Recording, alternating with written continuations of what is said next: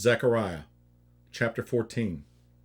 Behold, the day of the Lord cometh, and thy spoil shall be divided in the midst of thee. For I will gather all nations against Jerusalem to battle, and the city shall be taken, and the houses rifled, and the women ravished, and half of the city shall go forth into captivity, and the residue of the people shall not be cut off from the city. Then shall the Lord go forth and fight against those nations, as when he fought in the day of battle.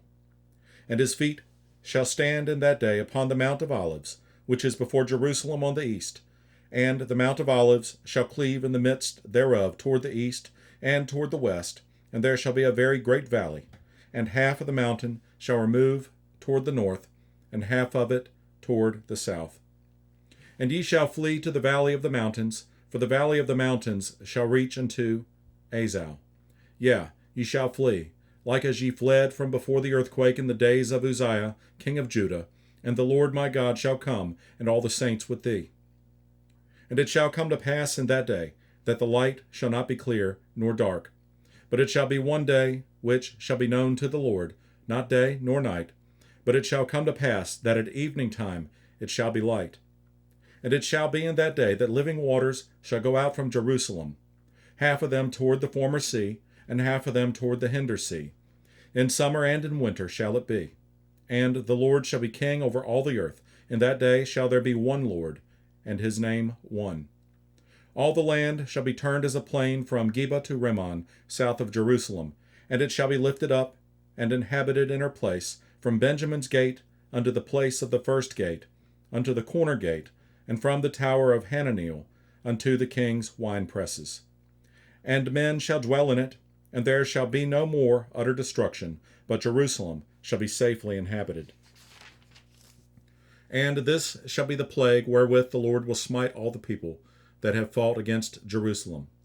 Their flesh shall consume away while they stand upon their feet, and their eyes shall consume away in their holes, and their tongue shall consume away in their mouth.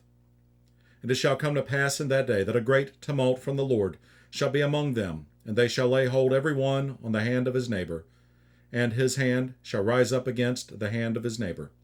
And Judah also shall fight at Jerusalem, and the wealth of all the heathen round about shall be gathered together, gold and silver and apparel, in great abundance. And so shall be the plague of the horse, of the mule, of the camel, and of the ass, and of all the beasts that shall be in these tents as this plague. And it shall come to pass that every one that is left of all the nations which came against Jerusalem shall even go up from year to year to worship the King, the Lord of hosts, and to keep the Feast of Tabernacles. And it shall be that whoso will not come up of all the families of the earth unto Jerusalem to worship the King, the Lord of hosts, even upon them shall be no rain. And if the family of Egypt go not up, and come not, that have no rain, there shall be the plague wherewith the Lord will smite the heathen that come not up to keep the Feast of Tabernacles. This shall be the punishment of Egypt, and the punishment of all nations that come not up to keep the Feast of Tabernacles. In that day shall there be upon the bells of the horses holiness unto the Lord. And the pots in the Lord's house shall be like the bowls before the altar. Yea, every pot in Jerusalem and in Judah shall be holiness unto the Lord of hosts. And all they that sacrifice shall come and take of them, and see therein. And in that day there shall be no more the Canaanite in the house of the Lord of hosts.